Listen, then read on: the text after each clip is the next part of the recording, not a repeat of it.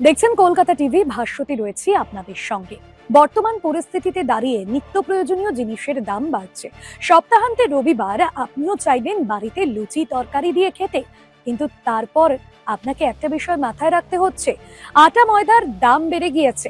হ্যাঁ, শুধুমাত্র আটা ময়দা নয়, ভোজ্য তেলের দাম বেড়ে গিয়েছে। কোলা বাজারে আপনি ভোজ্য তেল কিনতে গেলে প্রতি কেজিতে 5 টাকা করে, পাইকারি বাজারে কিছুটা কম হলেও খুচরো বাজারে সাধারণ মধ্যবিত্তদের মাথায় হাত পড়েছে। বাজারে গিয়ে নিত্য প্রয়োজনীয় শাকসবজি কিনছেন, লঙ্কা কিনছেন, পেঁয়াজ কিনছেন, বেগুন কিনছেন, আর সেই সবজি কিনতে গিয়ে কার্যত আগুন, এবং আপনার পকেটে টান তো পড়বেই। সেই জায়গা থেকেই যে তেলের দাম বাড়ছে বা আটার দাম বাড়ছে, সেখান থেকে পোস্তা মার্কেট অ্যাসোসিয়েশনের সহকারী সম্পাদক তিনি বলছেন, রাজ্য সরকারের তরফে যদি ইতিমধ্যেই এই বিষয়ে ব্যবস্থা না নেওয়া হয়, তাহলে কিন্তু আগামী দিনে দাম আরো বাড়বে, দাম কোনোভাবে নিয়ন্ত্রণে রাখা যাবে না। সেখান থেকেই ব্যবস্থা নেওয়ার কথা বলেছেন তিনি। আর কি কি বিষয় সেটাই আপনাদের একটু জানিয়ে রাখি যে কি কি দাম বাড়ছে।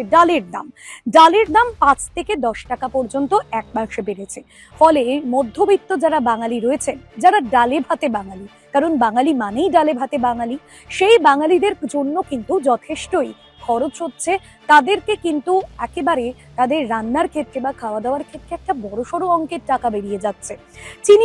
চিনির দাম গত মাসে খুচরো বাজারে 52 থেকে 53 টাকা কেজিতে ছিল, এখন সেটা 65 থেকে 70 টাকা, এবং পাইকারি বাজারে তার দাম 60 থেকে 62 টাকা।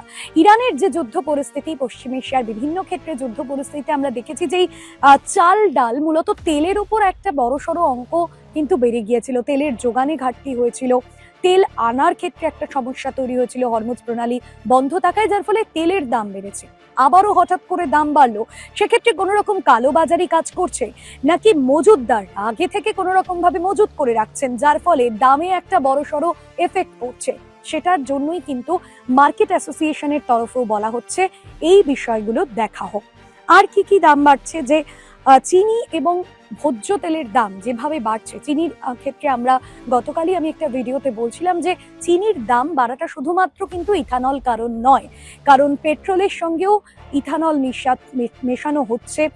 সেখানে চিনি যে ইথানল তৈরিতে একটা লাগছে, পরিসংখ্যানটা বলেছিলাম 2022-এ 12% দেওয়া হতো, 2025-26-এ সেই হিসেবটা 9%। সেক্ষেত্রে অনেকটা কমে গিয়েছে চিনির ব্যবহার। তারপরেও কেন দাম এতটা বাড়ছে তা নিয়ে কিন্তু ইতিমধ্যেই প্রশ্ন উঠছে।